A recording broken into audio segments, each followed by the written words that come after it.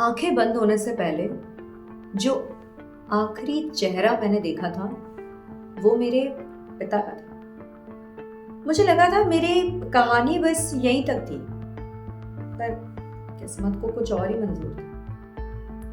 वो रात मेरी आखिरी रात नहीं थी। मैं किसी तरह बच गई। मुझे यकीन था पापा ने मुझे मारना ही चाहा होगा, इसीलिए घर लौटने का कोई फायदा नहीं था। और कैसा घर, किसका घर? 8 साल बीत चुके हैं और मैं अपनी नई दुनिया बसा चुकी, जिसमें बस मैं और मेरी बेटी और मेरी जिद अपने खोए बेटे को ढूंढने की। सुना ना, पापा ने अखबार में मेरी मौत की दुखद खबर छपवाई थी। सहानुभूति के साथ साथ पापा को बहुत से लोगों का साथ भी मिला। वो एक गम में डूबे पिता की भूमिका अच्छे से निभा रहे थे। पर अब और 8 साल बाद मैं वापस अपने शहर आई, कुछ हिसाब पूरे करने और कुछ सवालों के जवाब भी मांगे। मैं पापा के ऑफिस के बाहर खड़ी थी, सोच रही थी अंदर जाऊं कि नहीं। जाना चाहती भी थी, मगर डर था, पहचान लिया तो क्या हो। मैं अब पहली वाली अनिका नहीं थी। मेरा वजूद मेरे चेहरे की ही तरह बदल चुका था। डरी सी सहमी अनिका की जगह अब आत्मविश्वास से डमकती डॉक्टर अनिका थी। इन 8 सालों में अपनी मेहनत और जिद के बदौलत मैंने ना सिर्फ डॉक्टरी की पढ़ाई पूरी करी, बल्कि अब एक फेमस सर्जन बन चुकी। कुणाल ने जिसे मोटी अनिका कहा था और जिसे मोटी कहकर मुंह बनाया था, वो उसे पहचान भी ना पाया आज। अब मुझे हर समय पापा के गुस्से की चिंता नहीं होती। इस तनाव से छुटकारा मिलने का नतीजा ये हुआ कि मैं खुलकर जीने लगी। सुबह सैर पर जाती, खुश रहने की कोशिश करती। इसका असर मेरे खान पान की आदत पर भी आया। बिना कोई जिम गए, सिर्फ तनाव मुक्त रहकर मैंने 45 किलो वजन घटा लिया। ये सब सोचते सोचते कब मैं ऑफिस में आ गई पता ही नहीं चला। पापा की सेक्रेटरी मुझसे नाम और काम पूछकर अंदर चली गई। 10 मिनट बाद वो मुझे पापा के कैबिन में अंदर ले गए। वो सामने बैठे थे, मिस्टर गौतम गुलेरिया। चेहरे पर अब भी वही रोब था और आंखों में वही डरा देने वाली चमक।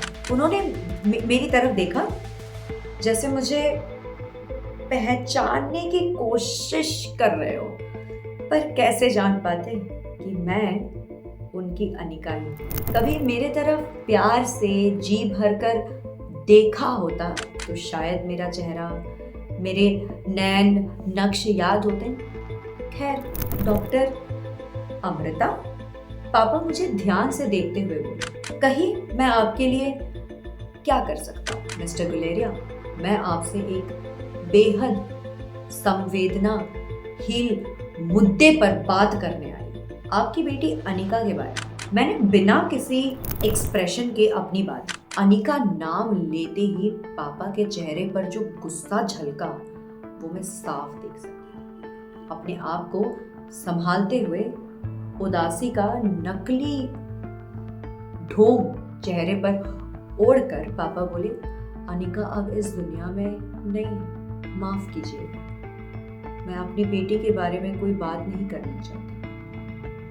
मैं और मेरा परिवार अभी भी इस सदमे से उभरने की कोशिश कर रहे हैं।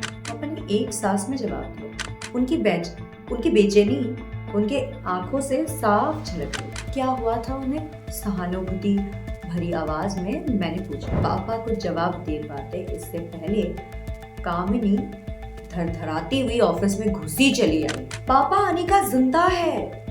कामिनी हड़बड़ाती हुई बोली, कुछ भी बकवास मत कर।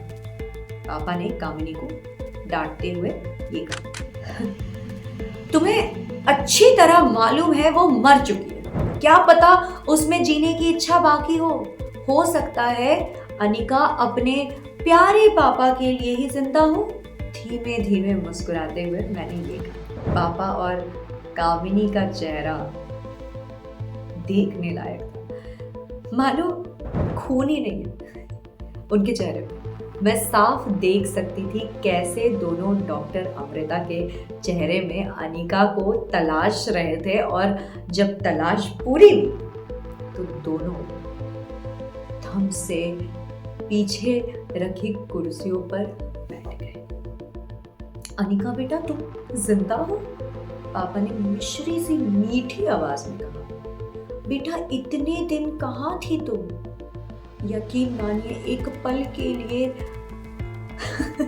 मैं भी दंग रह गई पापा का ये रूप देखकर। अगर आपको मेरी कहानी मालूम ना होती तो आप भी इसे एक पिता का अपनी खोई हुई बेटी के लिए प्यार दुलार ही समझते। मेरा बेटा का। मैंने तटस्थ होकर पूछा। पापा के ये छोटे आंसू अब मुझ पर असर नहीं करते। हम सारी बात घर पर करेंगे बेटा। तुम इतने दिन कहाँ थी? मालूम है मुझ पर क्या बीती? काश पापा ने झूठा ही सही ये प्यार मुझे तब दिखाया होता जब मुझे सच में इसकी जरूरत थी। पर आज मैं अपने आप को नहीं देखता। मैंने कहा मेरा बेटा कहाँ है? मैं दहाड़ते हुए पूछा। आपने मेरा बेटा मुझसे पैदा होते ही छीन लिया। मुझे मेरा बेटा चाहिए। नहीं तो क्या? नहीं तो मैं पूरी दुनिया को चीख चीख कर बता दूंगी कि आपने अपनी ही बेटी को मारना चाहा। सोच लीजिए मेरे अंदर छुपा बरसों का गुस्सा आज बाहर ही आ गया। मैं बस बोलती चली गई। और ये जिस कंपनी के मालिक होने का आप दम्भ भर रहे हैं, ये कंपनी मेरी माँ की और इसकी सही उत्तराधिकारी मैं दोबारा पूछ रही हूँ, मेरा बेटा कहाँ है? जिंदा दफना दिया उसे। पापा आगे बोल पाते इससे पहले मैं बेसुध सी गिर पड़ी। ऐसा दिन भगवान किसी माँ को नहीं देता। ये क्या कर दिया आपने पापा? अपनी नफरत में आपने एक मासूम बच्चे का जीवन उससे छीन लिया। अब इतने पत्थर दिल निकलेंगे, मुझे उम्मीद नहीं थी। नफरत मुझसे थी, शिकायत मुझसे थी। मेरे बेटे ने आपका क्या बिगाड़ा था? अनिका शायद आपसे डरकर चुप बैठ जाती, पर डॉक्टर अमृता नहीं हार माने।